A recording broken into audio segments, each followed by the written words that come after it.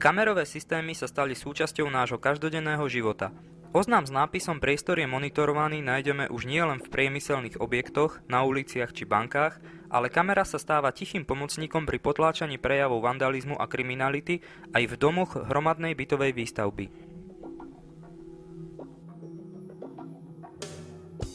Monitorovanie však nesmie byť chápané ako všeliek každého problému. Vždy musí byť zachovaná postupnosť zabezpečenia objektu, ktorá začína pri komunikácii, následuje identifikácia a zábrana a až potom samotné monitorovanie.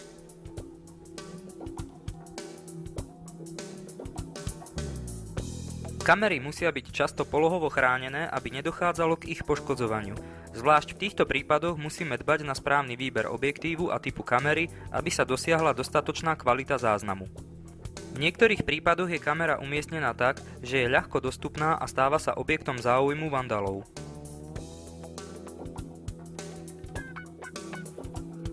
Kamerový systém bez archivácie obrazu má odstrašujúci vplyv, ale je málo účinný a neposkytuje materiál, ktorý má dôkazový charakter. Správny výber kamier a dobré svetelné podmienky vytvárajú predpoklad pre kvalitný videozáznam.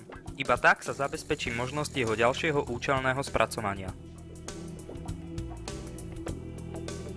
Výber záznamového zariadenia je dôležitý. Štandardné videorekordéry sú schopné vytvárať záznam, no ich obsluha je veľmi nepraktická a samotná archivácia udalosti neefektívna, pretože závisí od disciplinovanosti ľudského faktoru.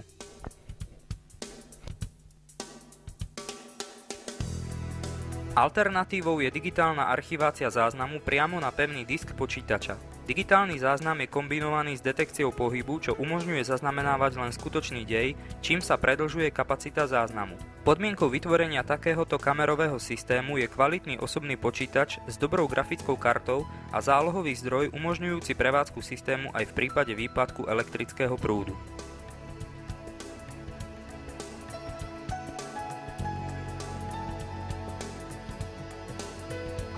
Najdôležitejšou časťou zostavy je digitalizačná karta, ktorá sa vkladá do počítača. Ďalšími prvkami systému je príslušenstvo pre pripojenie a spracovanie obrazu z viacerých kamier.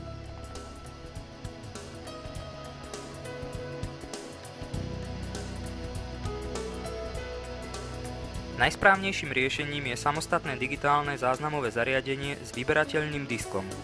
Ponúka dva spôsoby prezerania záznamov, buď priamo cez zariadenie a pripojený monitor, alebo je možné vyberateľný disk vložiť do osobného počítača a priamo tam za pomoci špeciálneho softvéru prezerať a spracovávať videozáznam.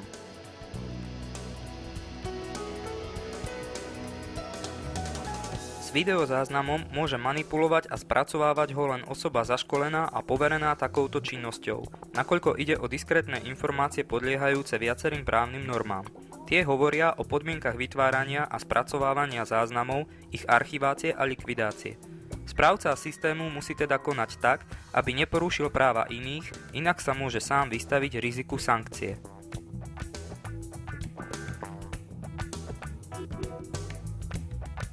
Ak je kamerový systém využívaný spolu s prístupovým identifikačným systémom a digitálnym dorozumievacím systémom, je možné oveľa efektívnejšie vyhodnocovať neštandardné situácie.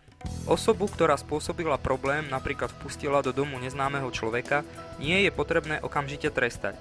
Zábery z kamier je možné použiť ako prevenciu a výstrahu, pričom nesmie byť zverejňovaná identita jednotlivých aktérov.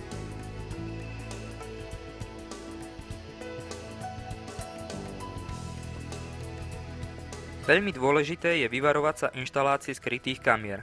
Každý monitorovaný priestor, ktorý je verejne prístupný, musí byť viditeľne označený. Aj pri monitorovaní je mimoriadne dôležitá identifikácia. Stáva sa, že poškodzovanie spoločného majetku v dome spôsobujú nielen cudzie osoby, ktoré sa do objektu dostali neoprávnene, ale častokrát aj samotní obyvatelia. Ani najkvalitnejšia kamera nemusí odhaliť identitu páchateľa alebo neprimerane konajúce osoby. Stačí, ak je kamera nesprávne umiestnená alebo sa dotyčná osoba zamaskuje.